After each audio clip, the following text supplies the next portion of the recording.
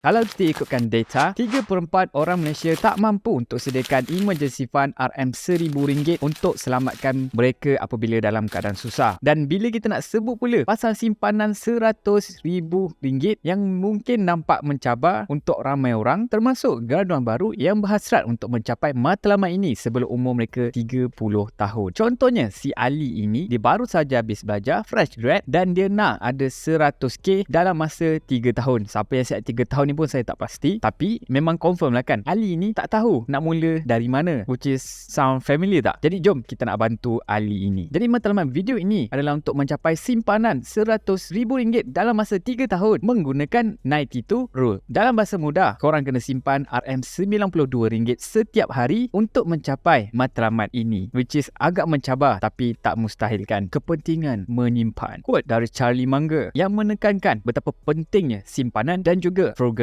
Munger pernah berkata, "The first rule in compounding is to never interrupt it unnecessarily." Bermakna, jangan sesekali pun korang hentikan korang punya tabungan walaupun situasi yang korang hadapi adalah sangat mencabar. Macam sekarang ini, harga barang asyik naik saja, tapi kita kena still usaha untuk simpan duit kita. Jadi untuk ada simpanan RM100,000 ini, kebanyakannya datang daripada kita punya hasil usaha kita sendiri dan bukannya pulangan pelaburan itu semua. Sebagai contoh, kita akan panggil Ali tadi. Ali, dia menyimpan RM10 saja sehari dan dalam masa setahun dia akan ada sebanyak RM3,650. Tetapi kalau dia invest RM1,000 dalam unit trust dengan pulangan 5% setahun, duit RM1,000 dia tadi itu hanya akan menjadi RM1,050 sahaja. So, kebolehan korang untuk menghasilkan duit adalah sangat-sangat penting pada peringkat awal. Memecahkan matlamat, breaking the goal. Jadi kita nak breakdown kita punya goal supaya kita boleh nampak kita punya matlamat, kita punya jalan ini dengan lebih mudah, lebih senang untuk dicapai. Kita akan tukar dalam tempoh masa yang berbeza dan mengubah matlamat tahunan kita menjadi harian. Sebagai contoh, kalau korang nak simpan RM100,000 dalam masa 1 tahun saja, korang perlu simpan sebanyak RM273 setiap hari, which is sangat susah. So, bila kita convertkan kepada 3 tahun, setiap hari korang hanya perlukan RM92. Dan kalau macam saya, mempunyai lebih kurang 5 ke 6 tahun lagi untuk mencapai umur 30 tahun, saya memerlukan hanya RM45 untuk mempunyai RM100,000 simpanan sebelum umur 30 tahun. Jadi bila kita dah buat kira-kira macam ini, dia akan jadi lebih realistik kan. Tapi memang saya akui tak semua orang boleh untuk menyimpan RM92 setiap hari. Mungkin ada yang boleh, saya tahu viewer saya ada yang boleh, dan saya tahu juga ada viewer kita yang tidak boleh. Tapi yang paling penting sekali adalah korang punya usaha lah untuk mencapainya, dan disiplinkah korang untuk meneruskannya. Sebab kalau korang tak ada usaha, memang korang tak akan dapat untuk mempunyai RM100,000. Tetapi kalau korang tak ada disiplin juga, korang pun belum tentu boleh dapatlah RM100,000. Tak kisahlah gaji korang RM10,000 ke, tak ada disiplin, tak ada usaha, korang tak ada chances untuk korang dapat RM100,000 atau simpan RM100,000 ni memang zero. Selagi korang ada usaha dan disiplin, insya-Allah korang boleh dapatlah RM100,000 ini. So macam Ali tadi, dia kan fresh grad, so memang dia tak mampulah untuk simpan RM92 setiap hari. So apa yang dia buat, dia mulakan dulu dengan RM20 saja setiap hari. Kemudian dia usahalah untuk tingkatkan jumlah simpanan hariannya dari masa ke semasa. Ini yang kita panggilkan incremental progress. Memahami personal finance. Jadi apabila kita biasa ceritakan tentang kewangan, kita banyak dengar nasihat-nasihat ini, akan ada beberapa influencer kewangan yang akan menyuruh untuk stop lah buat benda yang kita suka, kat kita punya entertainment, berhenti minum kopi, which is semua ini adalah hanya akan memakan dirilah kepada kita kalau kita main ikut saja tanpa mengenal diri kita sendiri. Sebab kegembiraan dan hiburan dalam kehidupan kita adalah sangat-sangat penting. Korang rasa korang boleh terus berdisiplin ke kalau korang hidup dalam keadaan yang tidak seronok langsung? Sebagai contoh, kalau sebelum ni kita suka sangat makan dekat restoran, bila kita nak jimat duit, kita tak semesti perlu stop terus pergi makan kat restoran itu. Mungkin kita boleh kurangkan kekerapan kita pergi ke kedai tersebut, buat order makanan yang murah, ataupun nak mudah lagi, kita cari terus kedai yang alternatif lain yang lebih murah. Jadi hidup ni kena ada balance lah di antara simpan duit dan juga nak nikmati kehidupan korang. Jadi dalam usaha kita nak mencapai RM100,000 ini, kita kena bijak uruskan duit kita. Jangan membazir dan hanya beli apa yang korang perlu sahaja. Duit yang kita jimat tadi tu, bolehlah kita simpan dan kita akan laburkan lah. Suruhlah dia bekerja untuk kita. Macam Ali tadi, dia dah ada smartphone, walaupun dia memang sangat mampu untuk membeli phone yang baru, tetapi dia tidak melakukannya sebab dia tahu duit lebihan tadi dia boleh utamakan untuk membeli benda-benda lain yang lebih penting, which is dengan memang sangat basic. Macam saya sendiri pun akan terbeli benda yang kita tidak perlu sebenarnya tanpa kita sedari. So ini sebagai reminder untuk korang untuk check balik, adakah saya terbuat dosa-dosa ini dan macam manakah saya nak overcome masalah ini. Dan andai kata kita berjaya, memang kita boleh jimat banyak sangat duit. Strategi menabung dan meningkatkan pendapatan. Jadi untuk korang kaya, ada dua benda yang korang perlu tekankan. First adalah korang kena tingkatkan korang punya tabungan korang, strategi menabung korang kena optimize benda itu. And then second, korang kena tingkatkan korang punya pendapatan. Lagi besar jurang ini, lagi kaya lah korang. Jadi untuk menabung, korang perlu bezakan di antara keperluan dan juga kemahuan. Korang kena bijak untuk menguruskan perbelanjaan utama seperti rumah, transportation dan paling penting makanan. Contohnya, kita kena cari rumah sewa yang berpatutan, beli kereta lama yang elok dan jimat duit makan dengan masak sendiri. Jadi tips ni memang tips basic tapi sangat-sangat bergunalah untuk kita jimatkan duit kita. Jadi strategi untuk tingkatkan kita punya pendapatan pula adalah dengan membangunkan kemahiran yang mempunyai income yang tinggi, ataupun korang boleh buat kerja sambilan part time, ataupun menjadi pekerja yang paling hebat yang tidak boleh digantilah oleh para employer korang. Maknanya kalau korang tak ada, company tu boleh bankrupt dan menyebabkan korang boleh membuat rundingan untuk dapatkan gaji yang lebih tinggi dengan korang punya majikan. Contohnya, kalau kita ni pandai design grafik, kita boleh buat freelance, kita boleh offer lah servis kita kepada mereka-mereka yang memerlukan di Fiverr, Upwork dan macam-macam lagi. Sebab sekarang ni dah dunia online, so memang korang boleh sangatlah buat. Tapi kalau korang tak ada skill langsung yang boleh korang offer kepada masyarakat, membagi value kepada orang lain, jangan risau. Sekarang dunia dah online, kita terdapat terlalu banyak alternatif ataupun platform untuk korang belajarlah skill-skill online seperti Coursera, Skillshare, Udemy, Masterclass dan macam-macam. Macam saya pun dah dapat banyak sangat sijil dengan menggunakan Coursera, which is saya rasa sangat-sangat senang sebab kita belajar online je kan. Bila saya rajin, saya belajar and then tiba-tiba dapat sijil. Memang tak ada alasan kalau korang cerita kat saya korang tak ada skill yang boleh korang belajar. Tapi bagi korang masa lah, and then dah ada masa, and then korang dah boleh lah menjana income dengan skill-skill yang korang minat. Perubahan mindset. Jadi saya nak tekankan satu benda, di mana kita ini tidak perlulah untuk membanding-bandingkan hidup kita dengan hidup orang lain. Instead of korang membanding-bandingkan itu, baik korang fokus pada diri sendiri sahaja. Kalau kawan-kawan kita beli kereta baru, biarkanlah mereka. Kenapa kita nak rasa jealous, rasa macam kita pun nak kena beli, which is memang langsung tak ada siapa suruh pun, tapi kita tak tahu mana suara bisikan yang datang lah untuk suruh kita membeli kan semua ni, which is tak siapa suruh pun. And kalau ada suruh pun, itu semua adalah bisikan-bisikan syaitan yang jahat untuk menghancurkan hidup korang. Jadi korang kena fokus lah apa yang korang nak capai. 100k korang fokuskan tu, dan jangan fokus dekat apa yang orang lain nak. Korang fokus apa yang korang nak, and kalau boleh korang serangkan diri korang dengan orang yang mempunyai matlamat yang sama, which is nak ada 100k. And kalau korang boleh dapat geng yang ada 100k juga, korang boleh share dengan dia, and then yang bestnya korang boleh exchange idea, apakah yang work, apakah yang tak work, apakah mistake dia, apakah dia punya win dia, apa yang korang boleh belajar, apa yang korang boleh avoid. That is the power of networking. Sambil-sambil dia akan memberi motivation lah kepada korang untuk teruskan perjalanan korang mempunyai 100k dalam masa beberapa tahun saja. Strategi pelaburan dan perniagaan jadi adalah sangat penting untuk korang laburkan duit korang, tak kisahlah mana-mana pun. Tapi macam saya banyak labur dekat SP500, di mana average return adalah 10%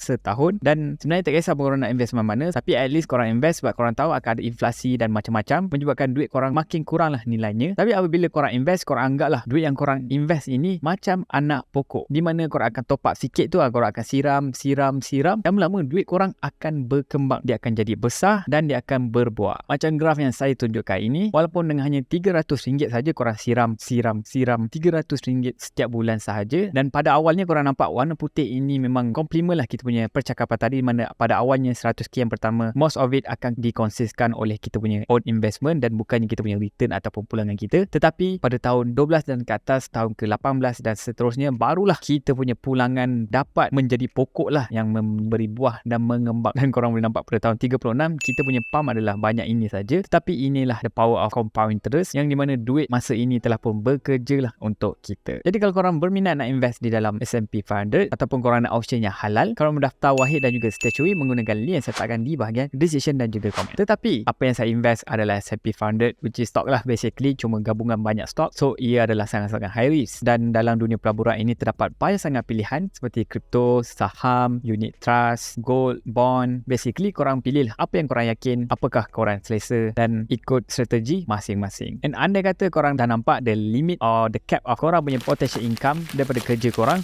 boleh membuat korang punya business. Sebab korang tahu business mempunyai potensi income yang sangat-sangat tinggi, basically tiada batasan, dan korang bolehlah memulakan service based business. Contohnya kalau kita pandai memasak, kita bolehlah start business catering kan. Basically kita offer je lah khidmat kita, kita bagi value kepada customer kita, dan in return kita dapat duit. Kita exchange perkhidmatan ataupun value dengan duit. Lagi banyak value korang boleh bagi, lagi kaya lah korang. Itulah business sebenarnya. Simple. Tetapkan matlamat yang jelas. Jadi korang semua kena bayar dulu kat diri korang. So bila korang dapat gaji, korang buat apa? Korang akan bayarlah segala expenses, tapi korang tak bayarlah pada diri korang, which is dengar sangat pelik kan. Maksudnya adalah bila dapat gaji, kita asingkan duit itu untuk masuk ke dalam kita punya simpanan, dan cara ini adalah satu-satu cara yang berjaya lah untuk memastikan duit korang selamat, simpanan korang selamat daripada digunakan untuk benda-benda lain yang kita sentiasa terguna. Dan bila kita simpan pun, macam saya cakap tadi, korang kena pecahkanlah. Instead of 100k goal, korang buatkanlah dia jadi goal harian, goal bulanan, goal mingguan, untuk menjadikan dia lebih mudah dan korang rasa tak terlalu susah lah sebenarnya. Dan kenapa semua orang nak ada 100k ni kan? Jadi antara kesan positif apabila korang ada RM100,000 ini adalah korang akan dapat keyakinan diri yang sangat mantap. Sebab sebelum ini korang akan rasa korang tak percaya langsung pada diri korang, kebolehan diri korang. In fact, kalau korang cerita dekat orang lain saya nak ada 100k, orang dengar memang dia akan gelak lah kepada korang, which is dengan memang sangat absurd lah benda tu kan. Tetapi once saja korang achieve benda itu, korang dapat buktikan yang di mana korang ini sebenarnya capable more than anything in the world. Hanya korang sajalah menjadi limitasi kepada kebolehan diri korang sendiri, dan efek itu akan berganda-ganda sebenarnya. Sebab korang dah tahu korang boleh menjana 100k, dan apabila korang ada keyakinan, korang ada ilmu, korang ada kesabaran, dan nak buat 200k, 300k, 400k yang seterusnya akan jadi lebih mudah sebab korang dah ada capital dan segala kelebihan yang saya sebutkan tadi. So itu adalah benefit korang ada 100k. Cuba korang komen, adakah korang mempunyai keyakinan yang sama? Sebab bagi saya mempunyai 100k memang totally change lah persepsi, cara saya berfikir dan cara saya melihat dunia. Jadi kita ada recap step-step yang diperlukan untuk menyimpan 100k dalam masa yang paling cepat. Pertama, korang perlu jimat dengan pintar. Second, korang kena tambah pendapatan korang. Third, korang kena hidup dengan sederhana. Fourth, korang kena berlabur dengan bijak. Fifth, korang kena tetapkan matlamat yang jelas. Dan saya nak ingatkan, memang saya akui most of us tidak akan berjaya lah untuk mempunyai 100k ini, sebab semua orang mempunyai masalah ataupun matlamat yang berbeza dalam hidup ini. So kita tak boleh paksalah diorang, tapi adalah sangat penting untuk korang mengikuti langkah-langkah yang tadi, sebab at least dia akan membawa ke arah kestabilan kewangan yang lebih mantap lah. Sebab kita dah belajar jimat, kita dah belajar buat duit semua kan. Better lah daripada kita tak belajar langsung ataupun kita langsung tak cuba challenge ini kan. So macam untuk diri saya nak challenge untuk ada 100k sebelum habisnya tahun 2023 ini, di mana saya telah pun buat update net worth lah dalam video saya yang paling latest. Kita telah pun mempunyai dalam 70k lah dalam video net worth saya yang atas ini. So kita nak tengok adakah saya berjaya atau tidak. Korang kena subscribe lah supaya korang boleh stay up to date dan tengok kita berjaya ataupun tidak. Tapi kalau tak berjaya pun kita bolehlah cuba tahun depan. At least kita cuba kan. Kalau kita tak cuba memang kita langsung tak berjaya. So kita cuba je guys. Why not kan? Ada 100k kan. Jadi itulah perkongsian saya. Cuba korang share. Apakah korang punya pengalaman? Apakah tips yang korang ada? Apakah strategi yang korang guna? Ataupun korang sendirilah mulakan perjalanan untuk mempunyai 100k ini? Cuba korang kongsikan segala rahsia, segala kebijaksanaan yang korang ada, dan kita share lah supaya komuniti kita berjayalah menjadi jutawan ataupun kaya raya lah. Ataupun korang ada soalan ataupun cadangan topik untuk video seterusnya, cuba korang komen dan saya akan kupas dan cubalah untuk membuat video tersebut pada korang semua. So guys, kalau korang berminat nak invest dia crypto, unit trust,